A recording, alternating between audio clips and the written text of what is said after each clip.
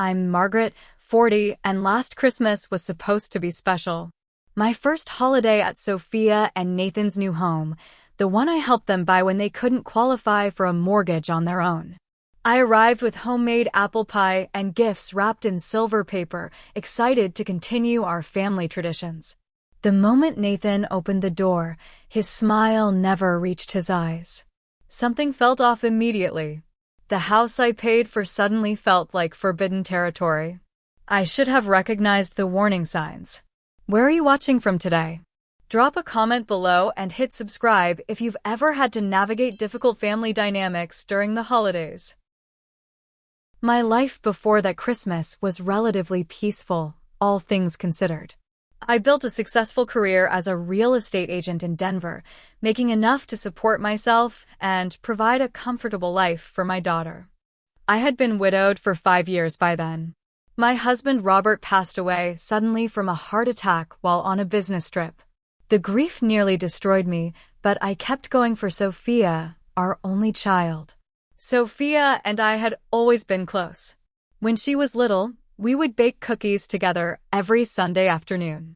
As she grew older, we shared a love for classic films and would have movie marathons with homemade popcorn. During her teenage years, while other parents complained about attitude problems, Sophia and I maintained a relationship built on mutual respect and open communication. I was always careful not to be the overbearing mother, giving her space to grow while remaining her safe harbor. When she left for college, I cried for 3 days straight but never told her. I wanted her to spread her wings without feeling guilty. For years ago, during her junior year at Colorado State, Sophia called me bubbling with excitement about a boy she'd met in her economics class. Nathan was charming, ambitious, and supposedly brilliant according to her. I remembered how she described him. "Mom, he has these plans for starting his own investment firm. He knows exactly what he wants and how to get it."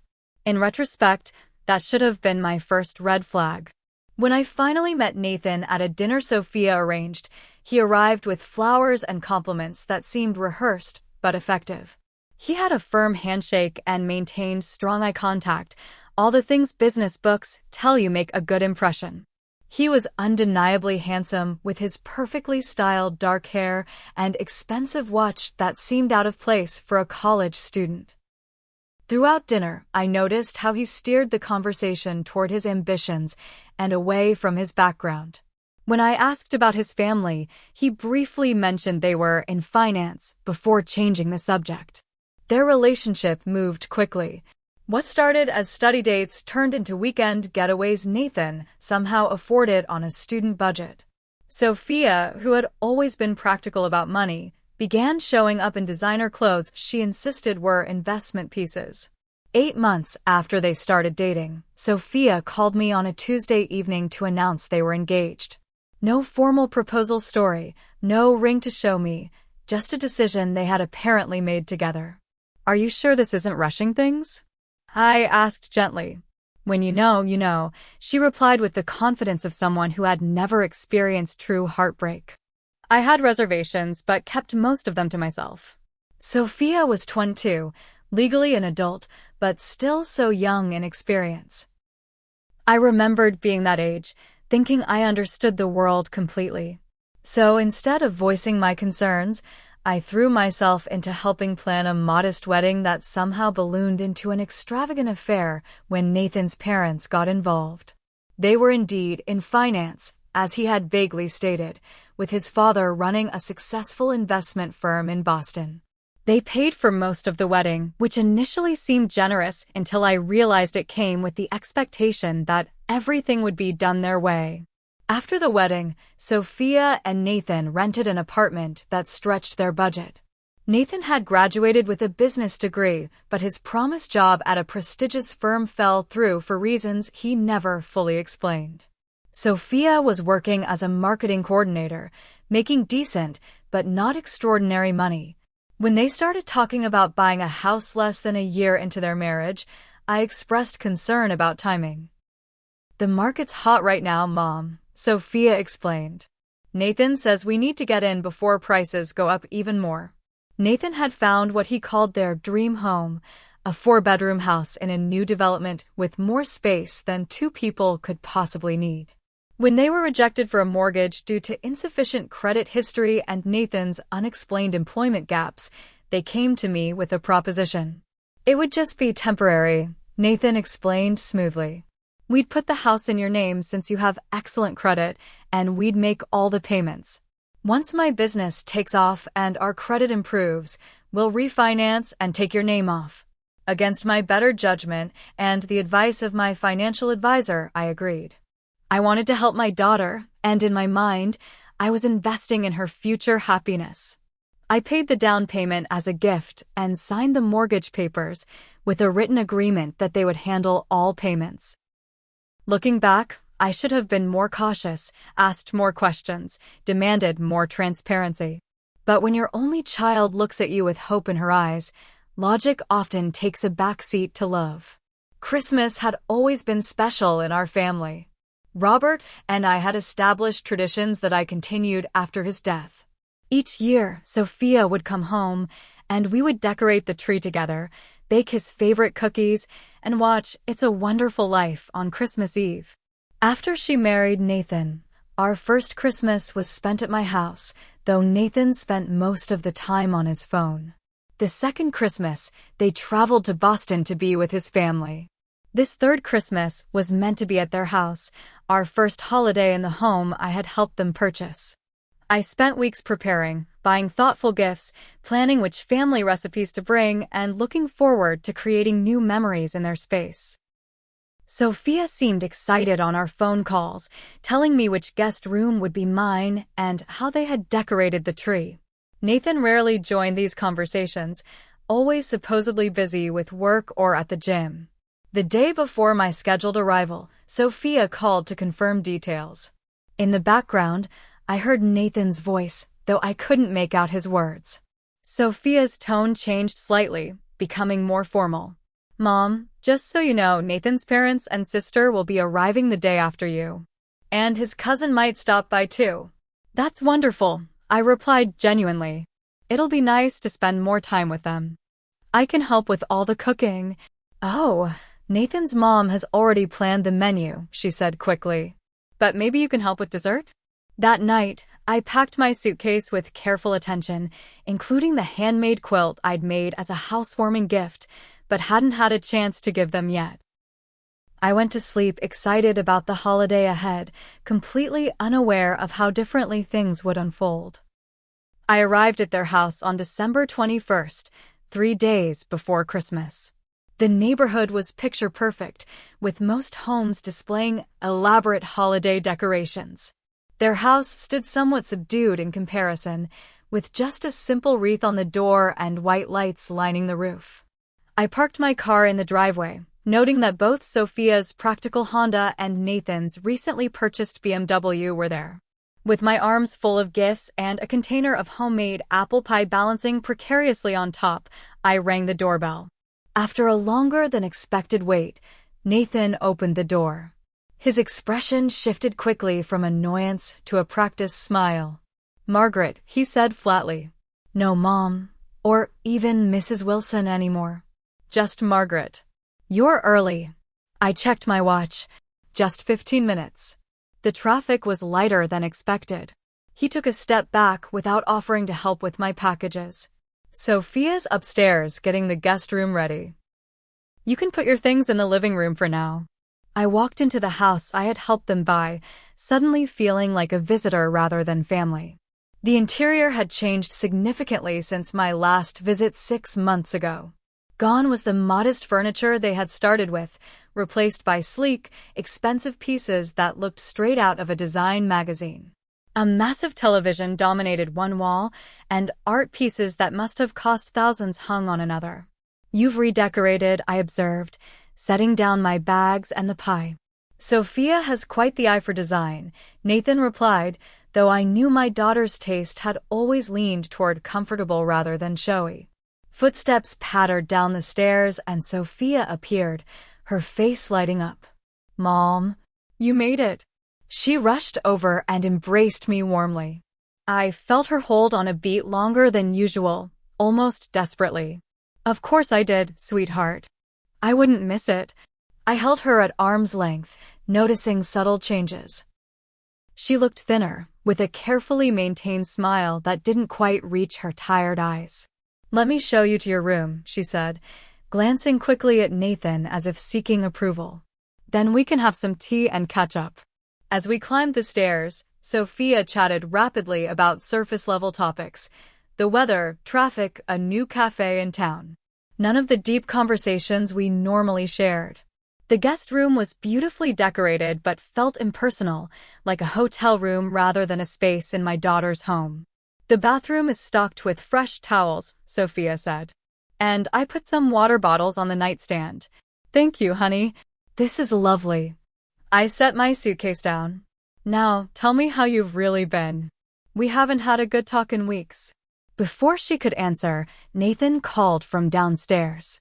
"Sophia, can you come here for a second?" Sophia's shoulders tensed slightly. "Coming," she called back. To me, she said, "Sorry, Mom. Let's catch up over tea in a bit." "Take your time settling in." Left alone, I unpacked slowly, trying to process the subtle tension I was feeling. Through the partly open door, I heard Nathan's hushed but sharp voice from downstairs. "Why didn't you tell me she was coming early?" "I had that call scheduled." "It's just 15 minutes, Nathan. And I did tell you yesterday. You know how important these business calls are. If we want to get your mom's name off the house by next year, I need to focus on growing the business." Their voices moved further away, and I couldn't make out the rest of the conversation. I sat on the edge of the bed, puzzling over his comment about removing my name from the house. They hadn't mentioned anything about refinancing recently, and as far as I knew, Nathan's investment consulting business was still struggling to get off the ground. That evening, I offered to help with dinner, but Nathan had already ordered expensive takeout from a steakhouse in town. We ate at their formal dining table, using china I didn't recognize. "These plates are beautiful," I commented. "Are they new?" "Nathan surprised me with them last month," Sophia said. "For our anniversary." "Fine dining deserves fine china," Nathan added, pouring himself more wine from a bottle that I recognized as costing over $100. "Life's too short for the basics." Throughout dinner, Nathan checked his phone repeatedly, occasionally stepping away for what he called important business calls. During one of these absences, I tried to connect with my daughter. "How's work going, Sophia?" "Still enjoying the marketing firm." She pushed food around her plate. "It's fine. Busy, you know. End-of-year campaigns." "And how are things really going? With the house, with everything?" She glanced toward the doorway as if afraid Nathan might return. "Everything's good, Mom." "Really? Nathan's business is about to take off. He has some big clients lined up for next year." "That's wonderful," I said carefully. "And the mortgage payments?" "All on track." "Of course," she said quickly. Too quickly. "Nathan handles all the finances. He's really good with money." When Nathan returned, the conversation shifted to surface topics again. After dinner, I offered to wash dishes, but Nathan insisted they would use the dishwasher later. Instead, he suggested we watch a movie in their newly finished basement media room. The space had been completely transformed from the empty storage area I remembered, now featuring a projector, sound system, and leather recliners that must have cost thousands. "This is quite the upgrade," I observed. "Home entertainment is a priority for us," Nathan replied. "We entertain clients here sometimes." During the film, Nathan's phone rang again. He stepped out, and I heard him in the stairwell, his voice low but clearly irritated. "No, the payment will be made next week." "Yes, I understand the consequences. I told you I have a plan." When he returned, his jaw was tight. Sophia reached for his hand, but he subtly shifted away. The next morning, I woke early, hoping to spend some quality time with Sophia before the day got busy. I found her in the kitchen, already dressed and applying makeup at the counter. "Good morning, sweetheart. I thought we could have breakfast together." "Mom, I'm sorry, but Nathan and I have to run some last-minute errands before his family arrives tomorrow. There's coffee in the pot and bagels in the bread box. I could come along, I offered. Or maybe just you and I could grab brunch afterward? We'll be gone most of the day, she said apologetically. Rain check. After they left, I found myself alone in the house. Despite my daughter's assertions that everything was fine, something felt off.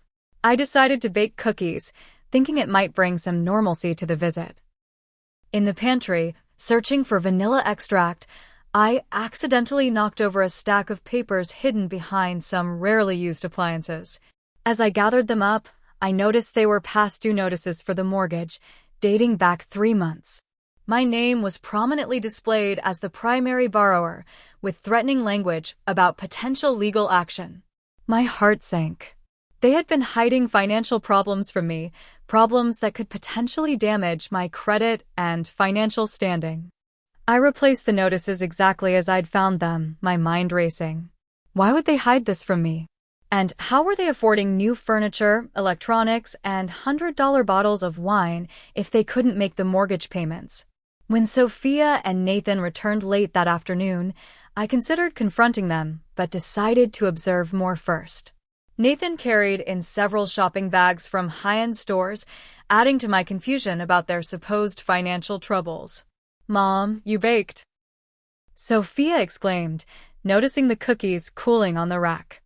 I thought it might be nice to have something homemade when everyone arrives. Nathan eyed the cookies with what seemed like disdain. My mother has ordered a gourmet dessert platter for tomorrow, but I'm sure these will be eaten. That evening, I tried to have a private conversation with Sophia, but Nathan seemed to always be within earshot. When I finally managed to get her alone while she was arranging guest towels, I approached the subject gently. "Honey, is everything okay financially? You know you can always talk to me." Her hands froze momentarily. "Why would you ask that?" "Just mother's intuition," I said, not wanting to admit I'd seen the notices. "You seem stressed, and Nathan mentioned something about taking my name off the house." "It's nothing to worry about," she said quickly. "Nathan's business is in a growth phase, that's all. There's some cash flow timing issues, but he says that's normal for startups. If you need help with the mortgage or anything else, I'd rather know sooner than later." "Mom, please," she said, her voice tense. "Nathan is very private about our finances. He doesn't even like me discussing them with you. It would really upset him if he thought I was complaining or asking for help." The way she said it, as if her husband's displeasure was something to be feared rather than discussed, sent a chill through me. This wasn't the confident daughter I had raised. "Sophia, no marriage should include topics you can't discuss with trusted family." "It's not like that," she insisted, though her eyes said otherwise. "Nathan just believes financial matters should stay between husband and wife. His parents raised him that way." Before I could respond, Nathan called from downstairs, his tone indicating it wasn't the first time. Sophia immediately responded to the summons, leaving me with more questions than answers and a growing concern about what exactly was happening in my daughter's marriage. The next day brought the arrival of Nathan's family. His parents, Richard and Diana, arrived first in their luxury SUV. Richard was tall and imposing with salt and pepper hair and a perpetually evaluating gaze. Diana was polished to perfection, not a hair out of place, wearing what appeared to be casual clothing but was clearly designer from head to toe. "Margaret," Diana said when Sophia introduced us, as if we hadn't met at the wedding. "How nice that you could visit before we arrived." The emphasis on before was subtle but clear. I was the preliminary act, not the main event. "It's wonderful to see you both again," I replied warmly, refusing to acknowledge the slight. "Sophia has been looking forward to having everyone together." Richard barely acknowledged me, instead launching into a conversation with Nathan about stock market trends. Sophia fluttered around them nervously, offering drinks and appetizers while shooting apologetic glances my way. Nathan's sister Amy arrived an hour later. Unlike her parents, she greeted me with genuine warmth. "Margaret, I remember you from the wedding. You gave that beautiful toast about building a life on honesty and partnership. I liked Amy immediately. In her late 20s, she had Nathan's dark hair, but none of his calculated charm. Throughout the afternoon, I noticed how she observed the family dynamics with a slightly detached, analytical eye. As the day progressed, it became increasingly clear that Nathan's family considered me an outsider. Conversations would shift when I entered a room, inside jokes were exchanged without explanation, and plans were discussed as if I weren't present. Sophia tried occasionally to include me, but was often cut off by Nathan or his mother. Sophia tells me you're a real estate agent, Amy said during a rare moment when we found ourselves alone in the kitchen. That must be fascinating work. It has its moments, I replied, grateful for the normal conversation. I love helping people find the right home. It's about more than property, it's about where they'll build their lives. Did you help Nathan and Sophia find this place? Yes, and I helped with the purchase too. I kept my tone neutral, not wanting to reveal the full extent of my financial involvement. Amy nodded thoughtfully. It's a beautiful home. Quite ambitious for newlyweds. Something in her tone suggested she understood more than she was saying. Before I could respond, Diana swept into the kitchen. Amy, darling, your father wants to show everyone the gifts he brought from his Japan trip. As Amy followed her mother out, she gave me a small, sympathetic smile. That evening, dinner was an elaborate affair catered by a local restaurant. I had offered to cook, drawing on family recipes that Sophia had always loved, but Nathan had dismissed the idea. We want everyone to relax, Margaret. No need for anyone to be stuck in the kitchen. The meal was delicious, but impersonal, lacking the warmth of a home-cooked family dinner. Throughout the evening, conversation revolved around Nathan's parents' recent travels, their country club memberships, and various family connections to important people. When I mentioned my volunteer work with a local homeless shelter, Diana's response was telling. How charitable, she said with a tight smile. We focus our giving through the family foundation. Tax advantages, you understand. After dinner, the men moved to the media room with expensive whiskey, while Diana commandeered Sophia to discuss plans for the following day. I found myself sitting alone at the cleared dining table until Amy joined me with 2 glasses of wine. Escaping? I asked with a small smile. Always, she replied, sliding a glass toward me. Family gatherings are an Olympic sport in this household, complete with medals for the most impressive displays of status. I laughed despite myself. I've noticed. Amy studied me for a moment. You know, Nathan's always been this way. Even as kids, everything was a competition he had to win, a status symbol he had to acquire. Sophia sees something in him, I said diplomatically. I'm sure she does. Nathan can be incredibly charming when he wants something. She took a sip of wine. Did you know this is the 3rd business venture he's started in 5 years? This was news to me. Sophia mentioned he had some previous business experience, but not specifics. Experience is generous terminology. His first startup was an investment app that burned through my parents' money before it launched. The second was a cryptocurrency trading platform that mysteriously collapsed when investors wanted financial reports. My unease deepened. And your parents continue to support him financially? Amy sighed. They've bailed him out his entire life. Private school expulsion fees, gambling debts in college, failed businesses. But their patience is wearing thin. That's why this house, this marriage, this current business venture is so important to him. He's trying to prove he's successful on his own, even though he's not. Gambling debts? I repeated, thinking of the mortgage notices. Amy's expression shifted, realizing she might have said too much. That was years ago in college. I'm sure he's moved past it. The conversation was interrupted by Nathan himself, appearing in the doorway with an artificial smile that didn't reach his eyes. There you are, Amy. Dad's telling the Montenegro yacht story. You know he hates repeating himself. Amy rolled her eyes but stood. Duty calls. The Montenegro yacht story is apparently better each of the 40 times I've heard it. After she left, Nathan lingered, his gaze cold as it settled on me. Getting all the family gossip, Margaret? Just getting to know Amy better. She's lovely. She talks too much, especially after wine. His tone was light but held a warning. Some family stories are better left in the past. That night, I lay awake processing everything I'd learned. The mortgage notices, Nathan's history of financial failures, his gambling past, and the way Sophia seemed to walk on eggshells around him. The picture emerging was troubling. My daughter, who had always been confident and independent, seemed diminished in her own home, while financial problems loomed that could potentially affect us both. I decided that after the holidays, I would have a serious conversation with Sophia about the situation. For now, I would observe and try to support her through what was clearly a stressful time. Little did I know that Nathan had already decided I wouldn't be there for the actual holiday.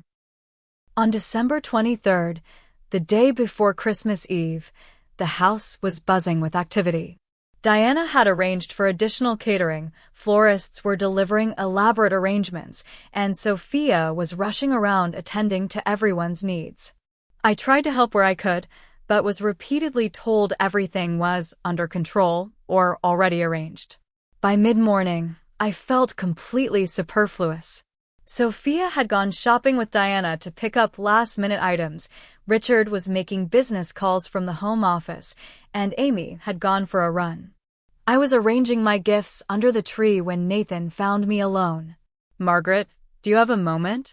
His tone was serious, almost businesslike. "Of course," I replied, standing to face him. He gestured toward the kitchen. "Let's talk privately." I followed him, a sense of foreboding growing with each step.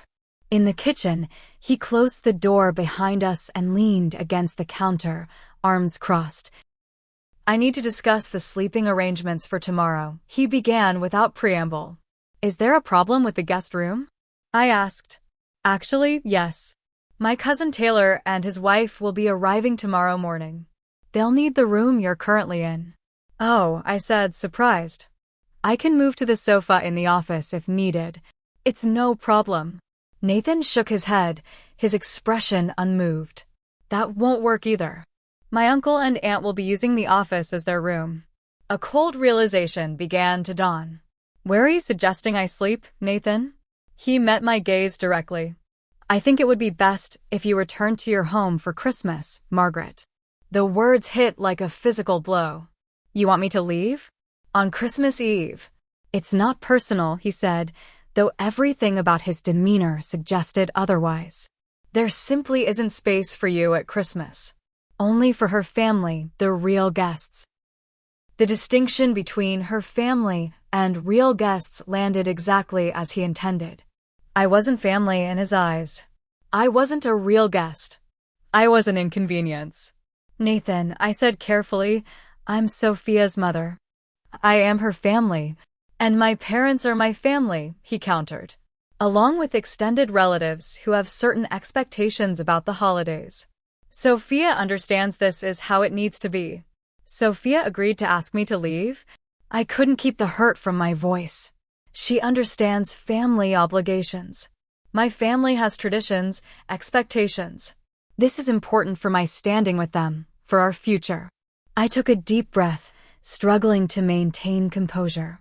"I'd like to hear this from Sophia. She's busy shopping with my mother right now. But she agrees. She knows what's at stake." His tone carried a subtle threat I couldn't quite decipher. "I'll wait until she returns," I said firmly. Nathan's expression hardened. "That's your choice. But it won't change anything. The arrangements are already made." He left me standing alone in the kitchen, shaken and hurt. For 2 hours, I waited for Sophia to return, trying to understand how my Christmas visit had turned into a painful rejection. When I finally heard the front door open, I rushed to find my daughter. She was laden with shopping bags, Diana directing her where to place each one. When Sophia saw my face, her smile faltered. "Mom? What's wrong? Can we talk privately?" I asked. Diana interjected smoothly. Sophia, darling, these packages need to go upstairs immediately. The wrapping service will be here in 30 minutes. Just give me a moment, Diana, I said with uncharacteristic firmness. I need to speak with my daughter. Sophia looked torn but nodded. Let me just put these down, Mom. We stepped into the small laundry room off the kitchen, the only space seemingly not occupied by Nathan's family or their elaborate holiday preparations. Nathan tells me I need to leave, I said directly, watching her face. That there's no room for me at Christmas. Sophia's eyes filled with tears, confirming this wasn't news to her. Mom, I'm so sorry. I wanted to tell you myself, but Nathan thought it would be better coming from him. So it's true? You want me to leave on Christmas Eve? It's not that I want you to, she said, her voice small. It's just that Nathan's family is so particular about holidays. His cousins are only coming because his parents are here, and they've booked all these special activities. And I can't be included in these activities? I'm your mother, Sophia. She wouldn't meet my eyes. Nathan says it would change the family dynamic. That his relatives wouldn't be comfortable. And what about your comfort? Your family. I tried to keep accusation from my tone, but the hurt was too fresh. You'll always be my family, Mom, she said, tears spilling over. But Nathan is my family now too, and his parents have done so much for us. We can celebrate together next week. Or maybe for New Year's. I realized then that my daughter was caught in a painful bind, torn between her husband and her mother. While I was deeply hurt, I also saw how distressed she was. Sophia, this isn't right, I said gently. This isn't how family treats each other. Is this really the marriage you want? It's just a difficult time right now, she whispered. Nathan's under a lot of pressure with his business. Once things stabilize, it'll be better. I wanted to tell her about the mortgage notices, about Amy's revelations regarding Nathan's past, but this moment of rejection wasn't the right time. She was already emotionally overwrought. I'll go, I said finally. Not because I agree with this treatment, but because I don't want to make this holiday more stressful for you. Relief and shame crossed her face in equal measure. I'll help you pack. That won't be necessary, I replied, my pride surfacing. I can manage on my own. Upstairs in the guest room, I packed methodically, folding each item with precision as I tried to process what was happening. Christmas had always been our special time together, even after Sophia's marriage. The rejection stung deeply, not just from Nathan, but from my daughter's acquiescence to his demands. As I packed, I heard the house filling with more voices, more laughter. Nathan's family expanding to fill the space I was being forced to vacate. I placed Sophia's wrapped Christmas gift on the bed, a silver photo frame containing a restored picture of her as a child with both her father and me. With my suitcase packed, I descended the stairs one last time. In the entryway, Sophia waited alone, her expression a mix of guilt and sadness. Nathan and his parents took everyone to see the neighborhood light display, she explained. I told them I needed to say goodbye to you properly. That was considerate, I said, unable to keep a hint of bitterness from my voice. Mom, I really am sorry. Next year will be different, I promise. I looked at my beautiful daughter, seeing both the child I'd raised and the woman who was now making choices I struggled to understand. I left your gift on the bed. Open it whenever you like. I have something for you too, she said, retrieving a small package from under the tree. I was going to give it to you on Christmas morning. I accepted the gift, but didn't open it. Drive safely if you come to visit after the holidays. The roads can be treacherous in January. I will, she promised, tears threatening again. I love you, Mom. I love you too, Sophia. Always. I embraced her tightly, whispering, you deserve to be treated with respect by everyone in your life. Never forget that. As I walked to my car, snow had begun to fall lightly, adding a cruel beauty to my departure. I placed my suitcase in the trunk and Sophia's gift on the passenger seat. With one last look at the house I had helped provide, Now lit up for someone else's Christmas celebration, I drove away. The journey home was surreal. The radio played cheerful holiday music that felt like a mockery of my situation. Other cars passed filled with families heading to celebrations, while I was driving away from mine. By the time I reached my empty house, darkness had fallen completely. Inside, everything was exactly as I'd left it 4 days earlier, expecting to be gone through Christmas. My own decorations seemed to mock me, the tree lights still on a timer, presents I'd planned to take with me still arranged underneath. In the silence of my home, the full weight of what had happened finally hit me. I sank onto the sofa and allowed myself to cry, mourning not just the lost holiday, but the troubling changes in my daughter's life. After some time, I gathered myself and opened Sophia's gift. It was a delicate silver bracelet with a heart charm. The enclosed card read simply, "To Mom, with love always." The contrast between her written sentiment and her actions today was painful to reconcile. That night, I called my closest friend Janet and explained what had happened. Her outrage on my behalf was comforting, as was her immediate invitation to join her family for Christmas dinner. I accepted gratefully, knowing that while nothing could replace holiday time with my daughter, surrounding myself with caring friends was better than sitting alone with my hurt. As I prepared for bed in the house I hadn't expected to see until after Christmas, I wondered what was really happening in Sophia and Nathan's marriage and what the consequences might be for us all. Christmas Eve arrived with a fresh blanket of snow and an unexpected peace. After the initial shock and hurt of being asked to leave, I woke determined not to let Nathan's cruelty ruin my holiday entirely.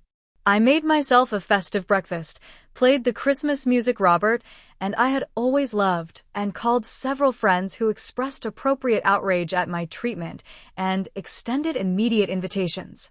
By midday, my phone showed several missed calls from Sophia, but I wasn't ready to speak with her yet. I needed time to process not just what had happened, but what it meant for our relationship moving forward. Instead, I accepted my neighbor Gloria's invitation for Christmas Eve dinner. Gloria, a retired teacher who had lost her husband around the same time I lost Robert, had become a dear friend over the years. The nerve of that man, Gloria fumed as we sat in her warmly decorated dining room. And Sophia went along with it? "She's caught in a difficult position," I said, surprising myself with my own capacity for understanding despite my hurt. "I'm worried about her, Gloria. There are signs that things aren't right in that marriage." "What kind of signs?" I confided what I had observed and learned. The past due mortgage notices, Amy's revelations about Nathan's financial history, the way Sophia seemed diminished around him. "Have you told Sophia what you found?" Gloria asked. "Not yet." Being ejected from their Christmas celebrations didn't seem like the right moment for that conversation. Gloria nodded thoughtfully. "You need to protect yourself first, Margaret. If your name is on that mortgage and they're not making payments, your financial health is at risk." Her words stayed with me as I returned home that night. She was right, of course. While I was worried about Sophia, I also needed to understand exactly what my legal and financial exposure might be. Christmas Day brought more calls from Sophia, which I still wasn't ready to answer. Instead, I spent the morning with Janet and her family, finding comfort in their warmth and inclusion. In the afternoon, I returned home and decided to use the unexpected time to organize my home office, a task I'd been postponing for months. As I sorted through files, I found the folder containing all the paperwork related to Sophia and Nathan's house. The deed, the mortgage agreement, the promissory note they had signed agreeing to make all payments, and documentation of the substantial down payment I had provided as a gift. I read through everything carefully, this time with new awareness of potential issues. The deed was indeed in my name only, with a separate agreement stating my intention to transfer ownership once they had established sufficient credit and financial stability. The mortgage was solely in my name, meaning I was the only person legally obligated to make payments.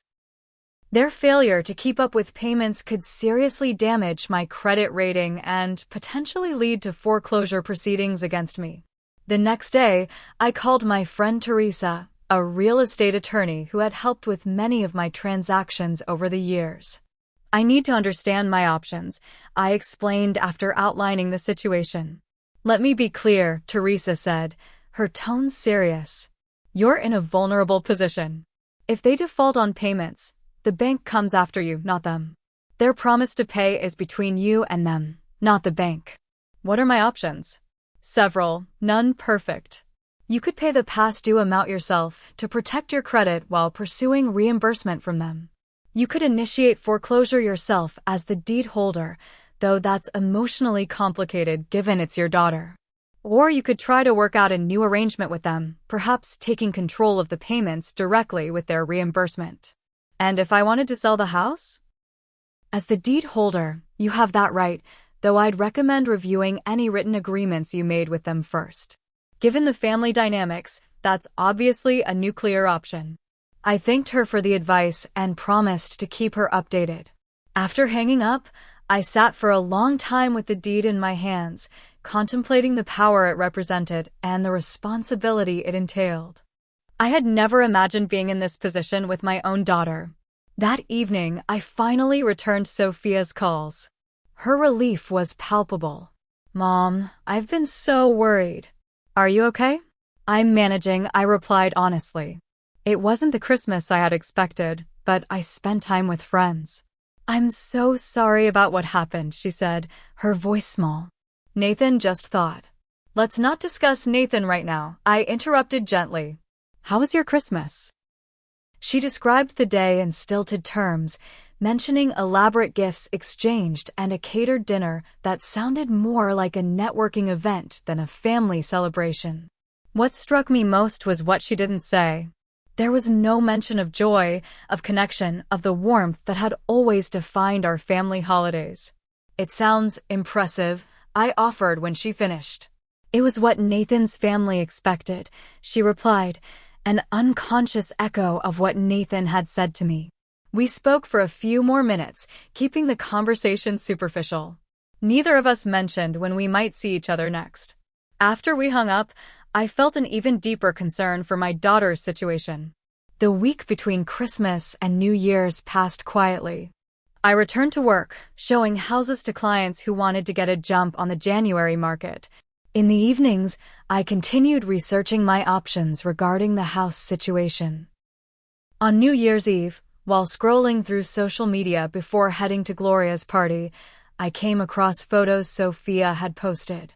She and Nathan were at an expensive ski resort in Aspen, champagne glasses in hand.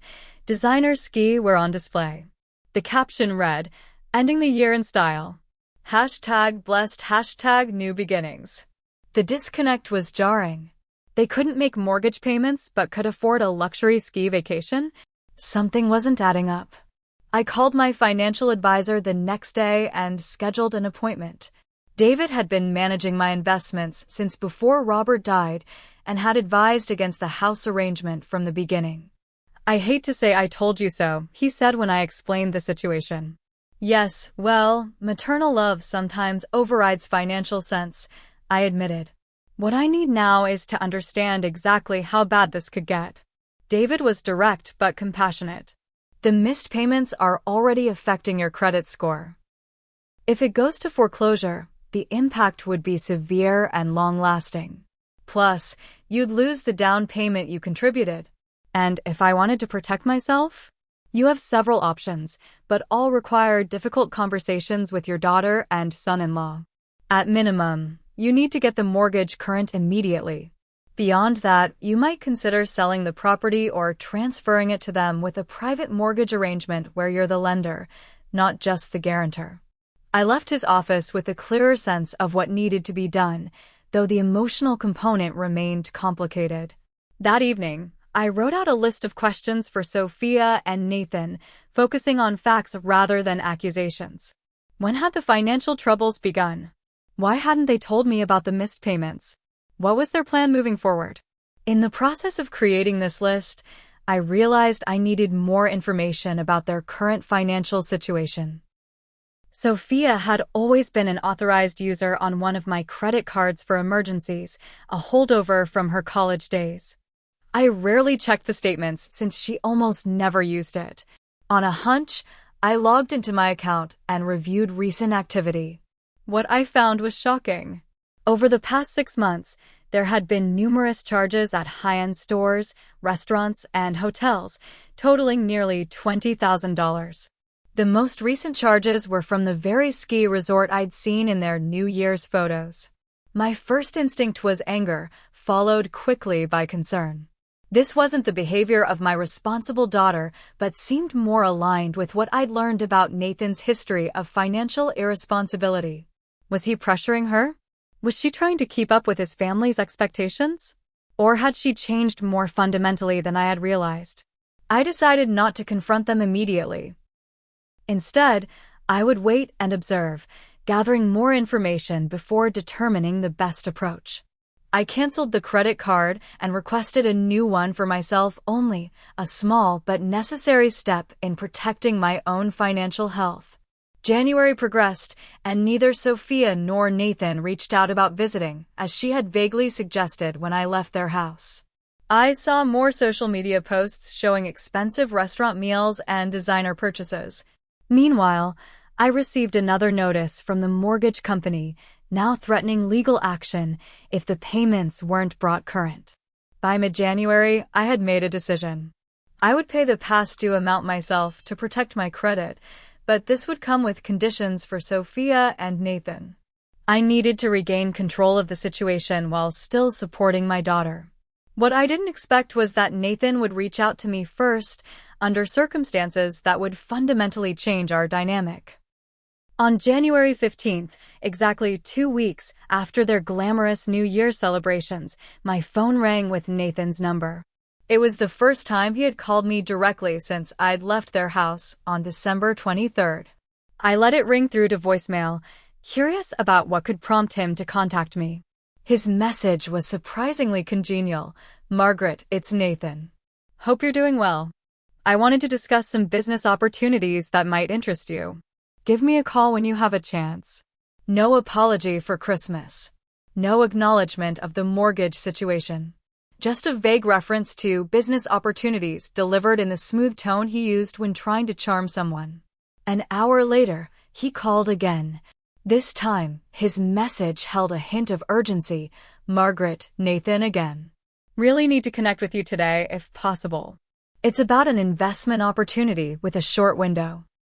By evening, he had left 3 more messages, each increasingly urgent and less polished than the one before. "Margaret, please call me back. This is time-sensitive. I really need to speak with you today. It's important for Sophia, too. Margaret, I know you're getting these messages. This is about our family's future. Please call back." I didn't respond to any of them, instead using the time to review the deed and mortgage documents again with fresh eyes. I also placed a call to my bank to check on my credit score, which had indeed taken a hit from the missed mortgage payments. The next morning, Sophia called. Her voice was tight with stress. "Mom, have you been getting Nathan's calls? He really needs to talk to you." "I've received his messages," I confirmed.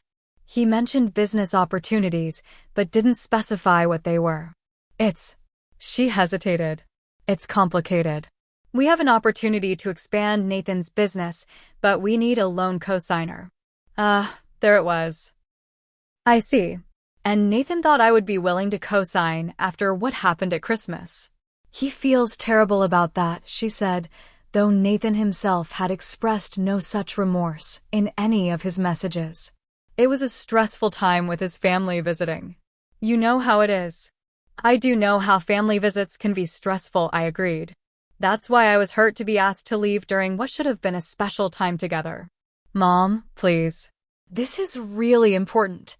Nathan's meeting with investors next week, and they want to see secured financing. It could change everything for us." I thought about the mortgage notices, the credit card charges, the ski vacation photos. "Everything seems to be going well for you both. The Aspen trip looked lovely." A pause. That was a work thing. For networking. The lie was transparent, and I could hear the discomfort in her voice. Sophia, before we discuss any loan, we need to talk about the mortgage payments that have been missed. I've received several notices from the bank. Another, longer pause. Nathan handles all our finances.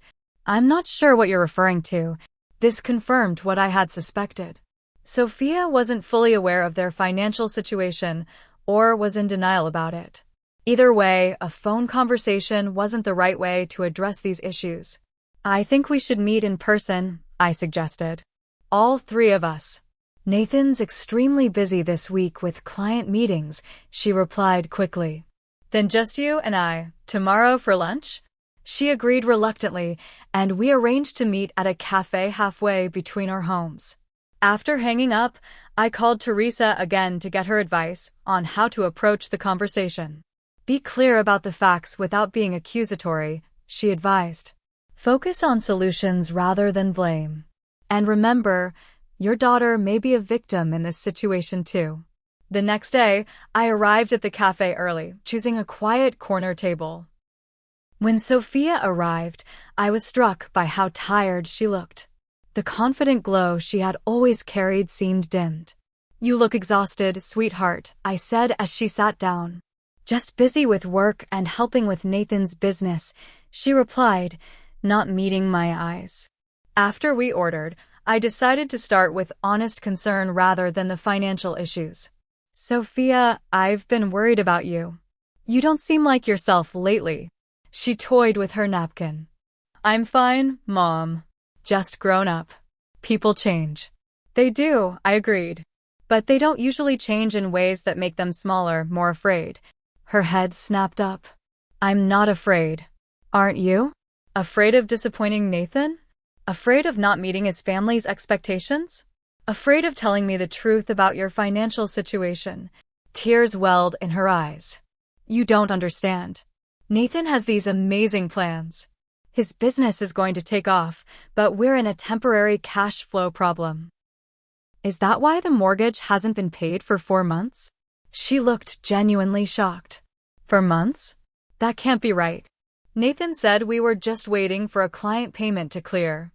I reached into my bag and placed the latest notice on the table.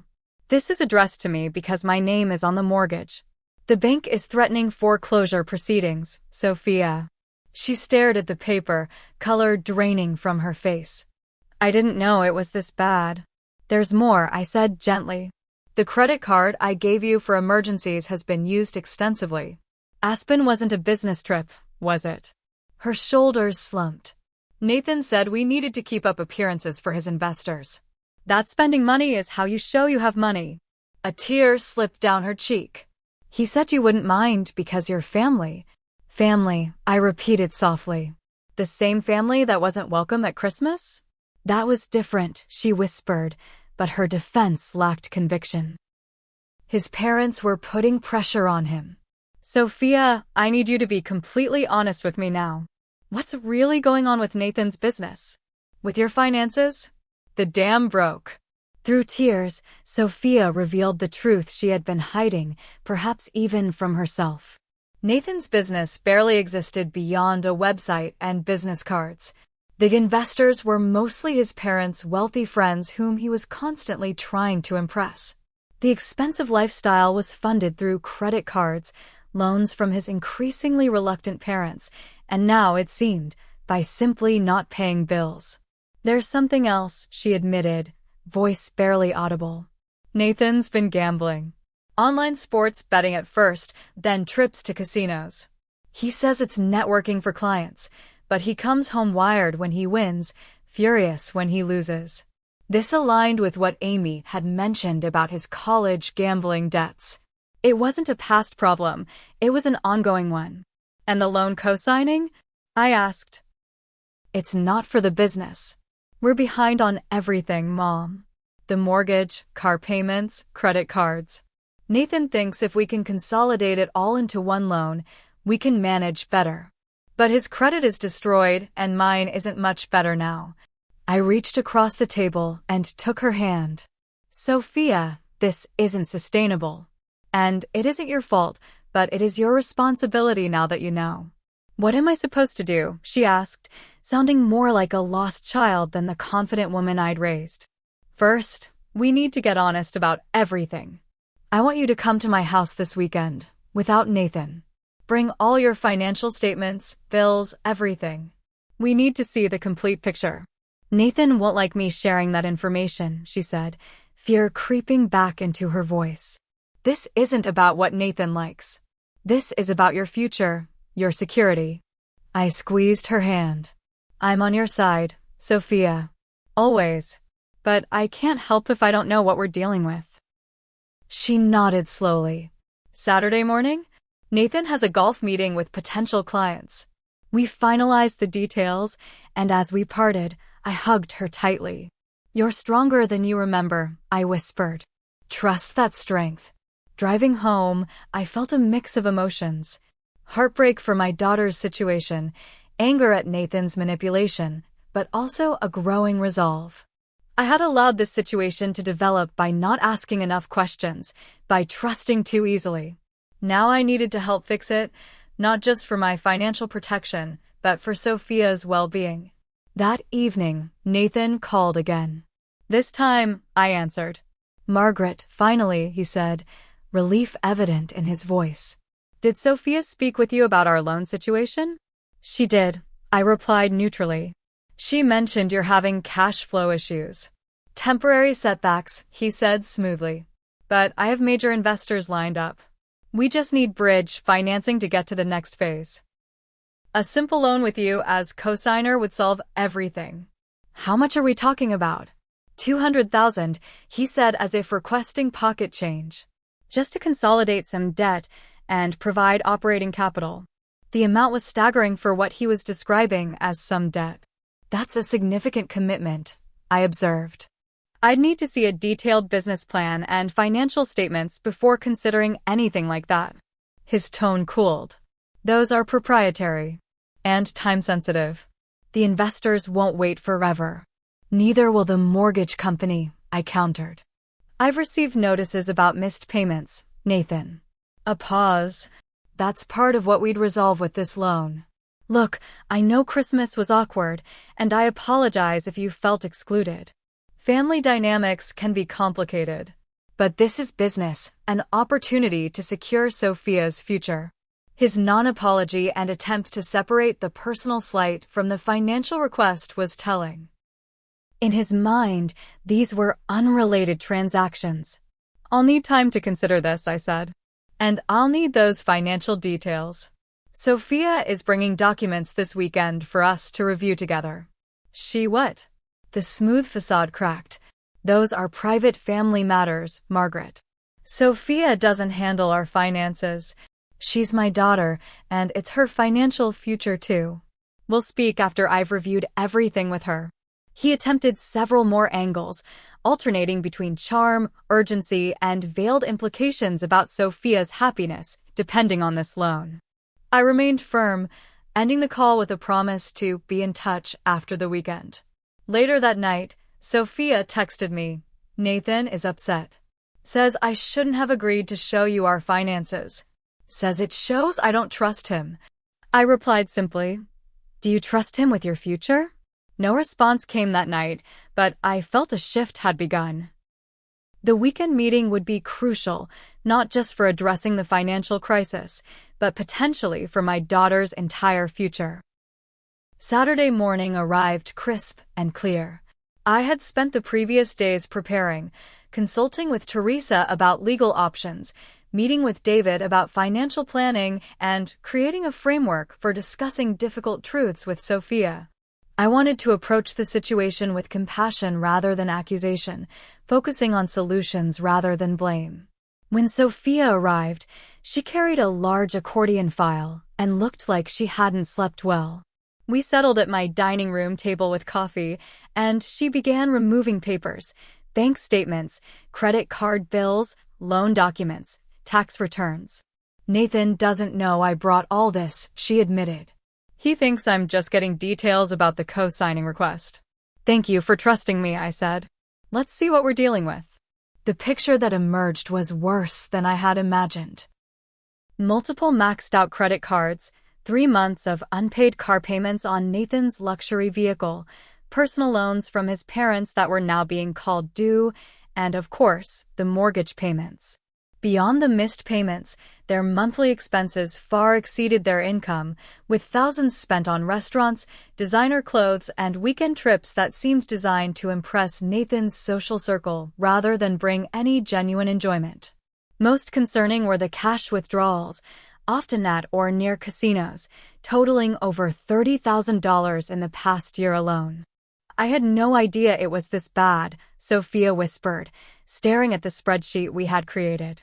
Did you have access to these accounts? I asked gently. Some of them.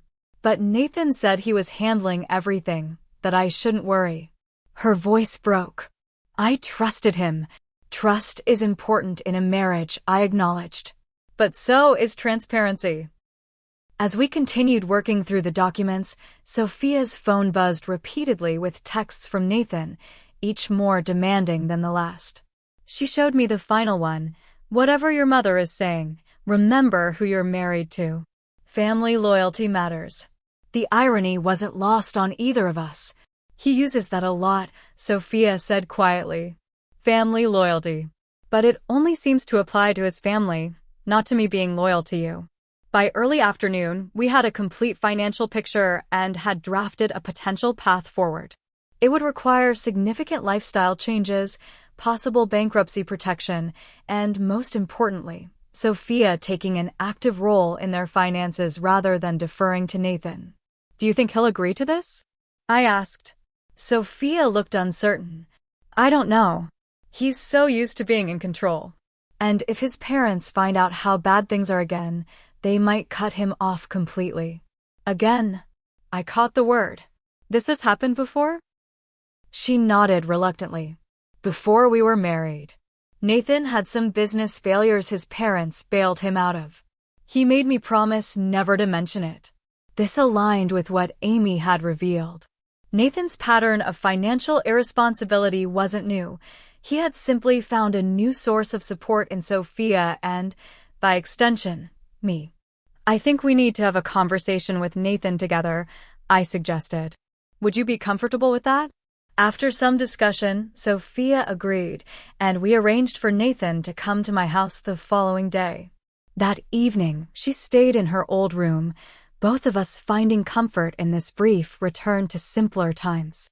Sunday afternoon, Nathan arrived looking confident and well-dressed as always, though I now recognized his designer clothes and watch as symbols of a lifestyle built on deception rather than success. Margaret, he greeted me with a practiced smile. I appreciate you considering our loan request. I'm sure once you understand the opportunity, you'll see the potential. Let's sit down and discuss everything, I said, leading him to the dining room where Sophia waited with our spreadsheets and documents. His expression darkened, seeing the financial records spread across the table. What is all this? This is us getting honest about the situation, Sophia said, her voice stronger than I had heard it in months. For the next hour, we walked through the financial reality, with Nathan alternating between defensive explanations, charm offensives, and attempts to redirect the conversation to his supposedly imminent business success. When confronted with the gambling withdrawals, he claimed they were client entertainment, necessary for business development. Nathan, I finally interjected, I understand you're in a difficult position, but I need to be direct about something. I placed the deed to their house on the table. This property is legally mine. The mortgage is in my name. I've made the past due payments to protect my credit, but I need to protect my financial future too. What are you saying? He asked, wariness replacing charm. I'm saying I won't be co-signing any loans. Instead, I'm offering a different arrangement. I outlined the plan Sophia and I had developed. I would transfer the house to Sophia's name only, contingent on Nathan agreeing to financial counseling, gambling addiction treatment, and a strict budget they would both manage together. You can't do that, Nathan protested. We had an agreement. An agreement you've broken by not making the payments, I pointed out. I'm offering a path forward that protects Sophia while giving you both a chance to rebuild. This is ridiculous, he snapped, mask fully dropped now. Sophia, tell your mother this isn't what we discussed.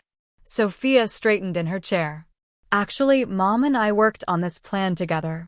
And I think it's fair. Nathan's expression shifted from disbelief to calculation. Fine. Transfer the house to both our names, and we'll follow your little budget plan. That's not what I'm offering, I said firmly. The house would be Sophia's alone, as protection for her future regardless of what happens with your marriage. You're trying to drive a wedge between us, he accused. This is about Christmas, isn't it? You're punishing me for asking for family time without interference. This is about patterns, Nathan. Patterns of financial irresponsibility, dishonesty, and controlling behavior. I kept my tone even. You told me I wasn't welcome at Christmas because I wasn't real family. Now you want me to take on significant financial risk as if I am family. Which is it? He stood abruptly. I don't have to listen to this. Sophia, we're leaving. Sophia remained seated. I'm staying, Nathan. We need to resolve this. His face flushed with anger. After everything I've done for you? The lifestyle I've provided? You're choosing her over me. I'm choosing reality over fantasy, she replied quietly. And I'm choosing myself. Nathan stormed out, the door slamming behind him. In the silence that followed, Sophia looked both shaken and somehow relieved. Are you okay? I asked. No, she answered honestly. But I think I will be. The following days and weeks were challenging. Nathan alternated between pleading messages, angry accusations, and even attempts to charm me directly into changing my mind about the loan. Sophia stayed with me initially, then found a small apartment of her own, using savings I hadn't known she still maintained separately. Under Teresa's guidance, I transferred the house deed to a trust benefiting Sophia, with conditions protecting it from any claims in a potential divorce. Nathan's parents, upon learning the full extent of the situation, finally stopped enabling their son's behavior and supported Sophia's decision to separate while Nathan sought help. 3 months later, on a mild spring afternoon, Sophia and I sat in my garden drinking tea and reflecting on how much had changed. The divorce will be finalized next month, she said. Nathan's actually following the treatment program his parents insisted on. Too late for us, but maybe not too late for him. And how are you doing with everything? I asked. Better than I expected. She smiled, a genuine expression I had missed. The financial advisor you recommended has been amazing. I'm on a strict budget, but it's one I created that reflects my values. And I'm taking classes again, working toward the marketing certificate I always wanted. I'm proud of you, I told her. It takes courage to rebuild. I'm sorry about Christmas, she said, not for the first time. I can't believe I let him convince me that was acceptable. Relationships can distort our perspective, I said. The important thing is you found your way back to yourself. As the sun began to set, casting long shadows across the garden, I thought about the painful journey we had traveled and the wisdom it had yielded. You know, I said, when your father and I bought our first house, he said something I've never forgotten. He said a home isn't about the walls or the roof. It's about creating a space where everyone feels valued. Sophia nodded thoughtfully. I think I lost sight of that. I got caught up in appearances in Nathan's vision of success. We all get lost sometimes, I assured her. The true measure of character isn't avoiding mistakes, it's how we respond when we realize we've made them. In the months that followed, Sophia continued rebuilding her life. The house was eventually sold, with the proceeds secured for her future. Nathan moved to another state for a fresh start after completing his treatment program. And our relationship, tested by painful circumstances, emerged stronger for having weathered the storm together. I learned valuable lessons too. About setting boundaries with love. About recognizing when help enables harmful behavior versus when it truly supports growth. About the courage it takes to stand firm when it would be easier to give in. Most importantly, I learned that family isn't defined by obligation or convenience, but by consistent love, respect, and honesty. Life isn't about avoiding difficult moments, but about facing them with integrity and wisdom. Sometimes the greatest gift we can give those we love isn't unwavering support for whatever they want, but the strength to hold them accountable for what they truly need.